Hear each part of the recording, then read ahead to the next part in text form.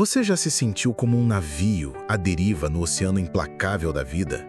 Você rema com a força dos seus músculos, a determinação da sua mente, luta contra as marés furiosas das circunstâncias, apenas para acordar dia após dia na mesma praia de areia cinzenta da decepção? Você segue as regras assim como você segue as regras.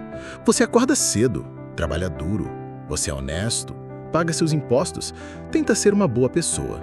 Você lê os livros, assiste aos seminários, repete as afirmações positivas até que sua garganta fique seca. E ainda assim, a verdadeira abundância, aquela riqueza que não é apenas sobre dinheiro, mas sobre uma paz profunda, um propósito vibrante, uma liberdade de ser. Essa riqueza parece um horizonte distante, uma miragem cruel, que dança e zomba do seu suor. Você olha para o mundo e vê outros, aparentemente com menos esforço, navegando em iates de prosperidade, enquanto você mal consegue manter seu pequeno barco flutuando. E a pergunta que te assombra nas horas silenciosas da noite, a pergunta que você mal ousa sussurrar para si mesmo é: o que há de errado comigo? E se eu te dissesse que não há nada de errado com você?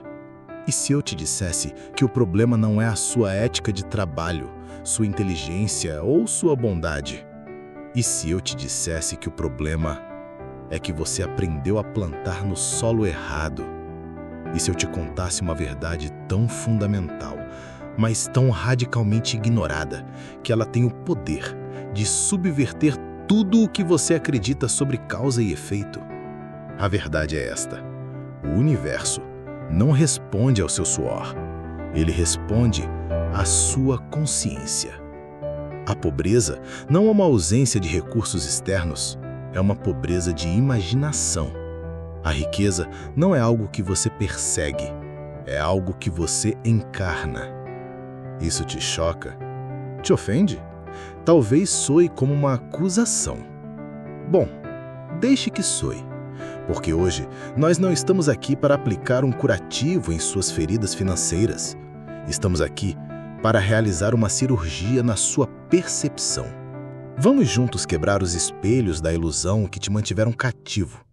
Vamos desenterrar uma lei tão antiga quanto as estrelas, uma lei ensinada por místicos e sábios sob o véu de parábolas e alegorias. Uma lei que Neville Goddard, um dos mais profundos metafísicos do século XX, chamou de a lei da semeadura e da colheita. Mas esta não é a versão que você ouviu na escola dominical. Esta versão coloca a responsabilidade, o poder e a glória de toda a criação diretamente em seus ombros. Fique comigo. Esqueça tudo que você acha que sabe sobre trabalho duro e sorte. Nos próximos minutos, vamos explorar a mecânica da realidade de uma forma que a sua lógica pode, a princípio, rejeitar. Mas sua alma reconhecerá a verdade. Porque o que você está prestes a ouvir não vai apenas mudar a forma como você pensa sobre dinheiro, propósito e resiliência. Vai mudar para sempre a forma como você se vê. Esta não é uma palestra motivacional. É um convite para você reclamar o seu direito de primogenitura. É um chamado para você finalmente começar a colher a safra abundante que você mesmo semeou em seus momentos mais ousados de imaginação, talvez sem nem saber. Vamos falar sobre um homem. Vamos chamá-lo de Arthur. Arthur pode ser seu vizinho, Arthur pode ser seu colega de trabalho. Em muitos aspectos, Arthur pode ser você. Ele é um bom homem, um homem decente, tem um emprego estável, não extravagante, mas que paga as contas. Tem uma família que ama, um teto sobre a cabeça e comida na mesa. Pelo padrão do mundo, Arthur não tem do que reclamar. Mas Arthur vive em um estado perpétuo de quase lá. A promoção que parecia certa quase aconteceu. As economias para dar entrada em uma casa melhor estão quase suficientes. A felicidade, a tranquilidade, a sensação de segurança estão sempre quase ao alcance dele. Ele vive assombrado pelo fantasma do "e se?". E se aquela despesa inesperada não tivesse aparecido? E se eu tivesse tido mais coragem naquela reunião? Arthur tem um sonho secreto. Um sonho que ele nutre no silêncio do seu trajeto para o trabalho. Ele sonha em ser dono de uma pequena livraria de bairro. Um lugar aconchegante, com o cheiro de papel novo e café fresco. Um lugar onde as pessoas não entram apenas para comprar livros, mas para encontrar refúgio, para compartilhar ideias. Ele pode ver cada detalhe: a poltrona de couro gasta no canto, a luz dourada do abajur, as prateleiras de madeira escura repletas de mundos à espera de serem descobertos. Essa é a sua semente. Uma semente linda, vibrante e cheia de potencial. Mas o que Arthur faz com essa semente? No momento em que a admira, sua mente, como um contador traiçoeiro e bem-intencionado, começa a sua auditoria da realidade. Uma livraria? Em plena era digital? É loucura. E a concorrência das grandes redes? E a Amazon? De onde você tiraria o capital inicial? Você mal consegue pagar o financiamento do carro. Lembre-se do que aconteceu com o negócio do seu tio. É muito arriscado. E assim, a semente do seu sonho mal é plantada no solo da sua imaginação e já é imediatamente regado com o veneno da dúvida, do medo e da razão. Arthur acredita que está sendo realista. Ele acredita que está avaliando os fatos do mundo exterior. Aqui reside o primeiro e mais profundo ensinamento de Neville Goddard. O mundo que Arthur acredita ser a causa de suas limitações é, na verdade, o efeito. Os fatos que ele observa não são a causa de seu estado, mas o reflexo de seu estado. Neville escreveu: "A consciência é a única realidade." Pense nisso por um momento. Não uma realidade, não parte da realidade, a única realidade. Tudo o que você vê, ouve, toca e experiencia no seu mundo físico é a manifestação exterior de um estado de consciência particular. Sua conta bancária não é um reflexo do mercado de trabalho, é um reflexo da sua consciência de carência ou de abundância. Seus relacionamentos não são um reflexo da sorte ou do acaso. São um reflexo da sua consciência de amor ou de solidão. Sua saúde não é apenas um produto da genética, é um reflexo da sua consciência de vitalidade ou de enfermidade. Isso é um pensamento que choca. É um pensamento que desafia a lógica que nos foi ensinada desde o berço. Fomos condicionados a acreditar que somos vítimas ou, na melhor das hipóteses, jogadores em um jogo cujas regras foram escritas por forças externas. A economia, o governo, nossa criação, nosso chefe, nossa sorte. A filosofia de Neville Goddard remove todas as desculpas. Ela te coloca no centro do seu universo, não como uma vítima, mas como o Criador todo-poderoso dele. A ideia de que você é a causa de tudo o que te acontece, tanto bom quanto mal, é aterrorizante. É um fardo imenso. Mas olhe pelo outro lado. Se você é a causa de suas desgraças, você também pode ser a causa de suas glórias. Se sua consciência de pobreza criou a sua falta, sua consciência de riqueza pode criar a sua abundância. Esta é a chave que liberta o prisioneiro. Você não está preso pelas circunstâncias, você está preso em um determinado estado de consciência. E a boa notícia? Você pode mudar de estado quando quiser. O inimigo, portanto, não é o sistema, não é a competição, não é o seu passado. O inimigo comum, o único inimigo, é a sua própria imaginação não governada. É a sua aceitação passiva das evidências dos seus sentidos. É a sua lealdade à realidade que você não deseja. Arthur é leal à sua pobreza. Ele pensa nela, fala sobre ela, preocupa-se com ela, espera-a. Ele vive e dorme no estado de consciência chamado dificuldade financeira. E o universo, como um espelho perfeito e impessoal, simplesmente reflete de volta para ele as circunstâncias que correspondem a esse estado. O carro quebra, a promoção não vem, as contas se acumulam. A colheita é sempre fiel à semente. Que sementes você tem plantado no solo secreto da sua mente quando ninguém está olhando? A vida de Arthur continua em sua monotonia ansiosa, até que um dia ele atinge um novo fundo do poço. A pequena empresa onde ele trabalha anuncia cortes, e embora seu emprego esteja seguro, seu departamento é reestruturado. A promoção que ele, silenciosamente cobiçada, a que representaria um alívio financeiro e o impulso moral, é dada a um colega mais jovem e menos experiente. Aquela noite é diferente. Não é apenas decepção, é um sentimento de profunda injustiça e impotência. O navio de Arthur não está apenas à deriva, parece estar afundando. E no silêncio desesperado de seu quarto, ele se lembra de algo que leu em um livro antigo que pegou em um sebo. Um livro de um autor com um nome estranho, Neville Goddard. As ideias pareciam absurdas na época, mas naquela noite, o absurdo parecia mais palatável do que a sua realidade dolorosa. A ideia central que lhe volta à mente é esta: assuma o sentimento do seu desejo realizado. Cético, mas sem nada a perder, Arthur decide fazer um experimento. Algo pequeno, algo que sua mente lógica não pudesse descartar como pura coincidência. Ele não vai tentar manifestar a livraria. Isso é grande demais, ridículo demais. Ele vai tentar manifestar algo pequeno, um ganho financeiro inesperado de, digamos, R$500. E aqui, ele decide seguir as instruções à risca. Ele não vai pedir por R$500. Ele não vai rezar por R$500. Ele não vai esperar por R$500. Ele vai, em sua imaginação, receber R$500. Naquela noite e nas noites seguintes, Arthur inicia seu ritual secreto. Ele se deita na cama, fecha os olhos e ignora o som dos grilos lá fora e a leve ansiedade em seu peito. Ele não visualiza um cheque voando pela janela. Isso seria artificial. Em vez disso, ele se pergunta: como eu me sentiria se eu tivesse acabado de receber R$500 inesperados? A resposta vem: alívio.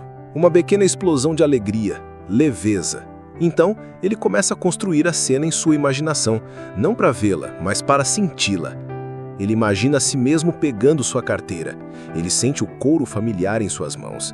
Ele a abre e, em vez de ver as 2 notas de 20 e alguns trocados de sempre, ele vê 5 notas azuis, novinhas, de R$100. Ele não apenas as vê, ele sente a textura delas com os dedos da sua mente. Ele sente o cheiro sutil do papel moeda. Ele vai além, ele ensaia a conversa com sua esposa. Ele a ouve perguntando: como vamos pagar o conserto do vazamento? E ele, com um sorriso calmo e genuíno, responde: não se preocupe, querida. Algo incrível aconteceu hoje. Consegui um dinheiro extra. Ele não está mentindo em sua imaginação. Ele está ensaiando uma cena que implica que o desejo já é um fato consumado. Ele sente o orgulho, a alegria de poder ser o provedor, de trazer uma boa notícia. Ele adormece mergulhado nesse sentimento. Não o sentimento de desejo, mas o sentimento de posse. Neville ensinou que o universo não ouve as palavras da sua boca. Ele espelha o estado da sua consciência. A oração verdadeira não é pedir, é agradecer, é a aceitação do fim, é viver no final. A lógica do mundo nos diz: eu preciso ver para crer. A lei da consciência, a lei da semeadura e colheita, insiste: você verá aquilo em que acredita. Ou, mais precisamente, você verá aquilo que você aceita como verdadeiro no fundo da sua alma. Qual lógica tem governado a sua vida até agora? A prosperidade? A riqueza? O sucesso? Não são coisas que você persegue no mundo exterior. São qualidades que você cultiva no mundo interior. Você não atrai o que você quer, você atrai o que você é. Se você anda pelo mundo sentindo-se pobre e necessitado, o mundo lhe dará mais razões para se sentir assim. Se você, contra toda a evidência dos seus sentidos, ousa assumir o sentimento de ser próspero e seguro, o universo não terá outra opção senão se reorganizar para espelhar essa nova consciência. Uma semana se passa. Nada acontece. Arthur se sente um pouco tolo. A voz da razão sussurra: eu te avisei. Mas algo nele mudou. A prática noturna, mesmo que falsa, lhe deu um vislumbre de um sentimento de paz que ele não experimentava há anos. Ele decide persistir, não mais pela expectativa do resultado, mas pelo alívio que a prática lhe trazia. Então, em uma tarde de terça-feira, ele recebe um e-mail do antigo contador da empresa em que trabalhou 5 anos atrás. O e-mail fala sobre uma reavaliação de benefícios daquela época e informa que, devido a um erro de cálculo, ele tem direito a um reembolso. O valor? R$ 542. O dinheiro em si é bom, mas o que abala o mundo de Arthur é a implicação. Foi coincidência? Talvez. Mas o sentimento de choque e maravilha é inegável. A colheita não veio de uma fonte que ele poderia ter prevista. Não foi um bônus, não foi um aumento. Veio de um passado esquecido de uma maneira perfeitamente natural e lógica. E ali, Arthur entende. Seu propósito não é apenas trabalhar em um escritório. Seu propósito, o propósito de todo ser humano, é se tornar um mestre de sua própria mente. É aprender a usar o poder criativo de sua imaginação para moldar uma vida de acordo com seus ideais. E ao fazer isso por si mesmo, ele se torna uma prova viva, uma luz silenciosa que pode inspirar outros a descobrir seu próprio poder. O maior propósito não é ter uma profissão, é se tornar a evidência de que somos, em essência, ilimitados. O sucesso inicial com os R$500 acende uma fogueira em Arthur. A euforia é imensa. Pela primeira vez, ele sente que não é um peão, mas um jogador. Ele sente que encontrou um mapa secreto para o tesouro da vida. Com a confiança renovada, ele decide mirar no grande prêmio, a livraria. Ele começa a aplicar a mesma técnica, mas com muito mais intensidade. Todas as noites, ele não apenas sente o dinheiro no bolso, ele vive em sua livraria. Ele caminha entre as prateleiras em sua imaginação, passa os dedos nas lombadas dos livros, inala o aroma de café e papel. Ele conversa com clientes imaginários, recomenda seus títulos favoritos, sente a chave da loja em seu bolso ao fechar no final de um dia gratificante. Ele vive, respira e dorme no estado de consciência de orgulhoso proprietário de livraria. Ele está plantando sua semente, com uma convicção fervorosa. E então, o caos se instala. Em vez de oportunidades surgindo, as coisas parecem piorar drasticamente. Seu filho mais novo fica doente, resultando em despesas médicas inesperadas que destroem suas pequenas economias. O vazamento que ele vinha ignorando no banheiro se transforma em uma inundação, exigindo um reparo caro e urgente. No trabalho, a pressão aumenta. Seus dias se tornam mais longos e estressantes. O mundo exterior não está apenas ignorando sua nova consciência. Ele parece estar zombando dela, gritando em seu rosto: "Viu só? Eu te disse que era uma fantasia estúpida. Volte para a realidade. A vida é dura.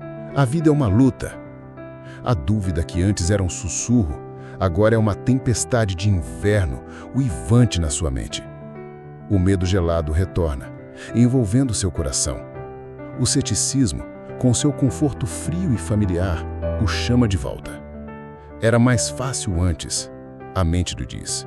Era mais fácil acreditar que eu era apenas um azarada. Acreditar que eu sou a causa de tudo isso é insuportável. Este é o teste. Este é o que Neville chamava de ponte de incidentes, ou o sábado bíblico, o período de descanso, o intervalo de tempo entre a semeadura e a colheita. É o momento mais crucial e o mais incompreendido da jornada criativa.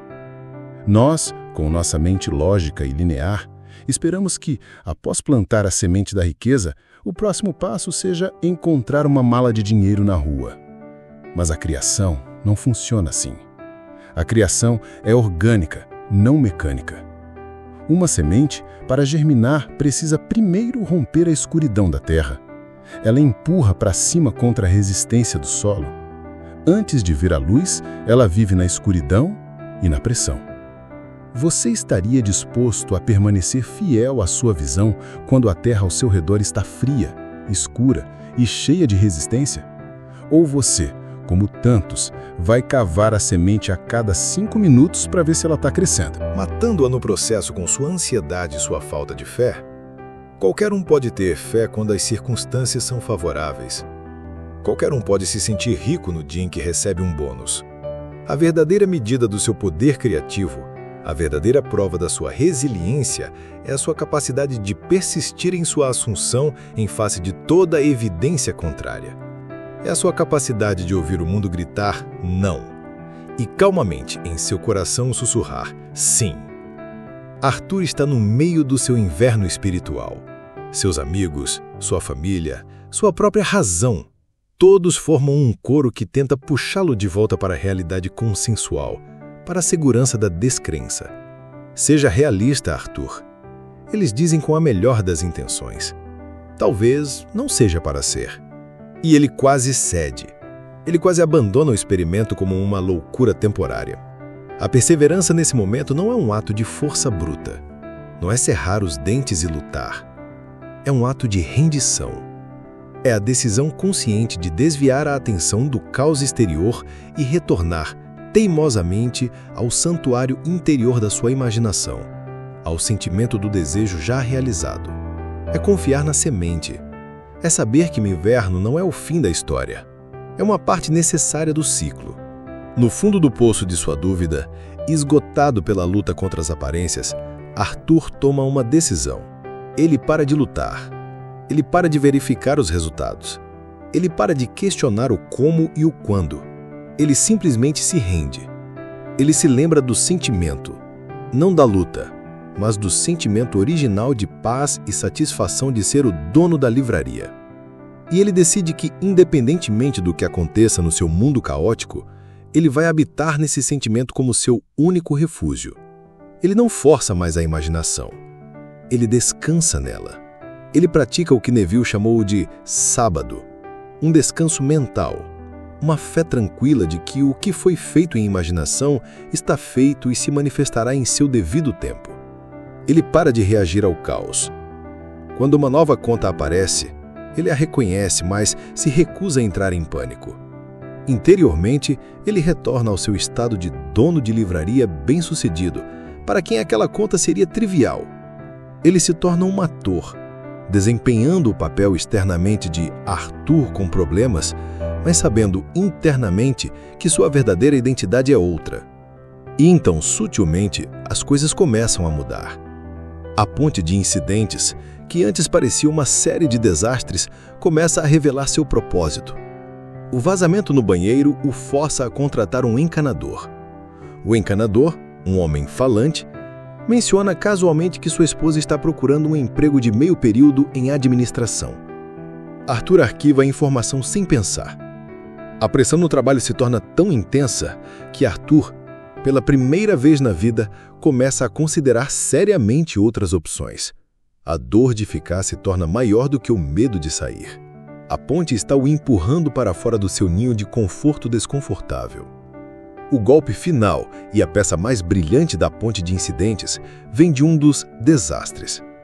O carro de Arthur, castigado e negligenciado, finalmente quebra de vez no meio de uma avenida movimentada. Irritado e frustrado, ele o leva para a oficina mais próxima, uma que ele nunca havia frequentado antes. Enquanto espera na sala de recepção, ele folheia uma revista velha e ouve uma voz familiar. Arthur? Arthur Mendes? É você? Ele levanta os olhos e vê Marco, um velho amigo da faculdade que ele não encontrava há mais de uma década. Eles conversam, atualizam-se sobre a vida. Marco pergunta o que o Arthur tem feito.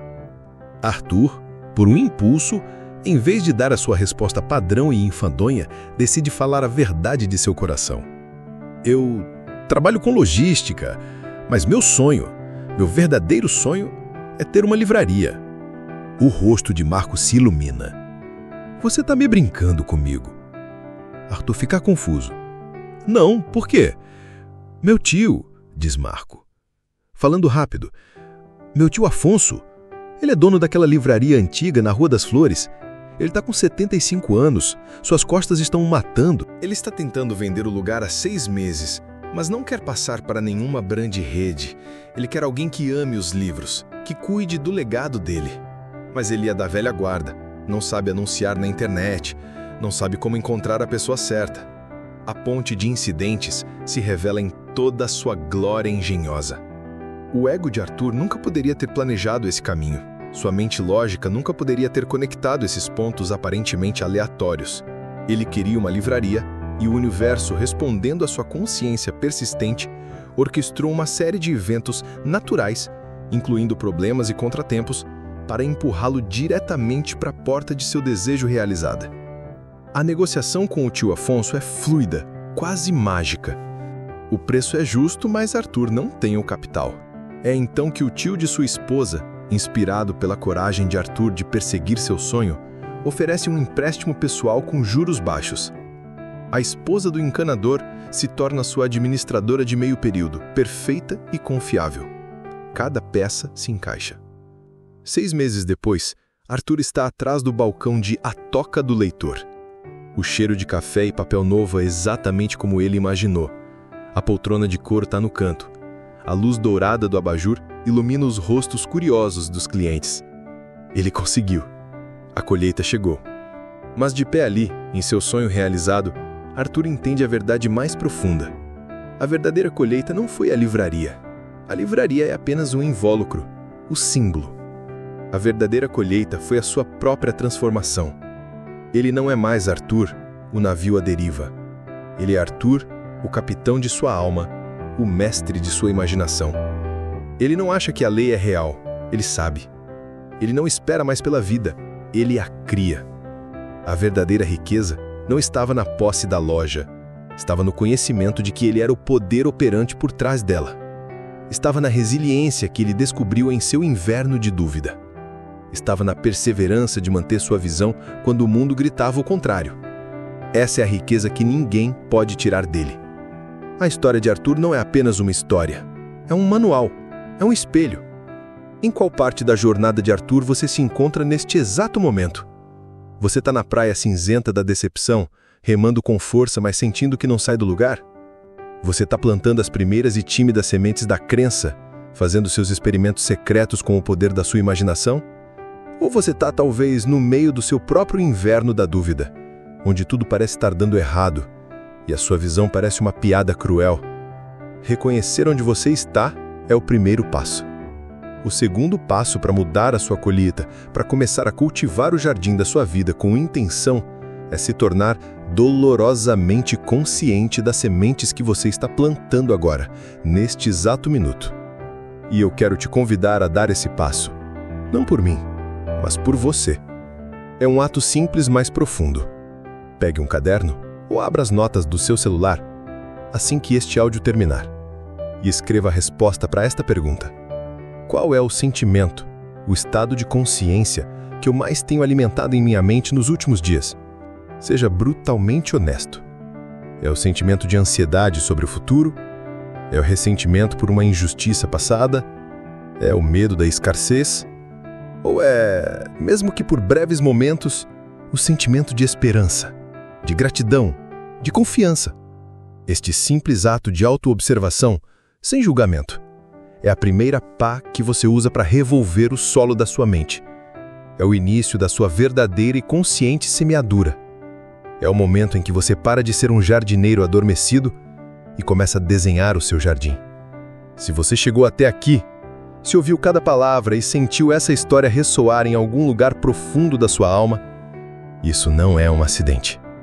Significa que a semente desta mensagem encontrou terra fértil em você. Significa que uma parte de você está pronta para parar de lutar contra a maré e finalmente aprender a comandar o seu navio. Agora, eu adoraria saber. Quero que você deixe um comentário abaixo compartilhando uma coisa. Qual foi a semente de pensamento mais poderosa que esta jornada com Arthur plantou em sua mente hoje? Foi a ideia de que a consciência é a única realidade? A importância de persistir durante o inverno da dúvida? Ou a revelação de que a colheita vem de maneiras que não podemos prever? Deixe o seu comentário aí. Sua percepção, a sua história, pode ser a luz que outra pessoa que está navegando em seu próprio oceano de dúvidas precisa para encontrar o caminho de casa. A colheita está garantida. Apenas certifique-se de que você está plantando as sementes do céu que você deseja habitar.